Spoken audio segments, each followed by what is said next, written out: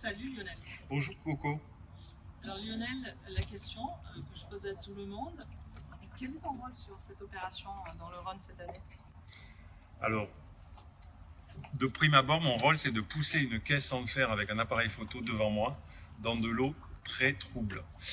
Et l'idée c'est d'essayer, parce qu'on fait beaucoup d'essais, de faire des images d'une épave qui est dans 6-7 mètres d'eau avec une visibilité quasi nulle.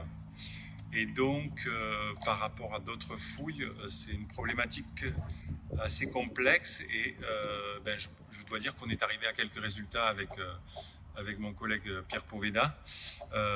Donc on a fait plein de tentatives avec différents outils pour arriver à photographier petit à petit cette épave. Et donc nous on réalise ce qu'on appelle des photogrammétries.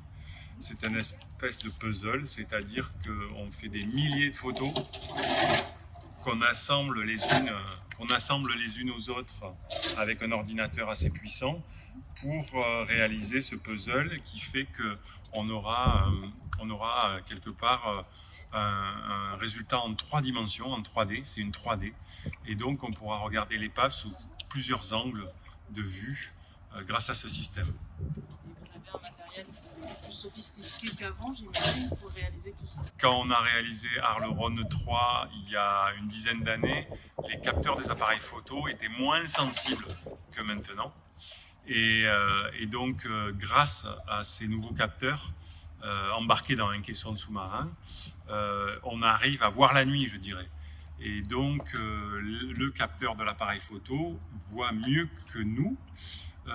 C'est un peu comme si on était avec un masque virtuel, c'est-à-dire qu'on ne voit absolument pas notre environnement, mais dès qu'on jette un œil sur l'écran de l'appareil photo, on voit ce qui se passe. Très bien Lionel. Et est-ce que tu as participé à l'opération Arles-Rhône 3 Oui, alors j'ai participé à l'opération Arles-Rhône 3 il y a 10 ans. Ça a été vraiment, je dirais, la formation finale de mon cursus de photographe sous-marin, parce que qui a plongé et fait des photos dans le Rhône peut faire des photos, je pense, à peu près partout, vu la turbidité de l'eau, le courant, voilà, tous les aléas du fleuve. Du coup, grâce à cette expérience, je bénéficie encore aujourd'hui de l'expérience Arles-Rhône 3. Et enfin, Lionel, la dernière question, c'est quand je te dis Rhône, tu me dis quoi? Moi, je pense un peu à liquide amniotique.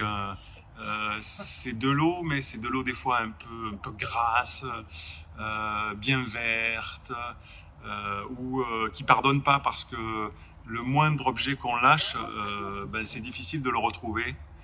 Donc voilà. Mais qui donne naissance quand même. Mais qui donne naissance à des jolis projets. Merci Lionel.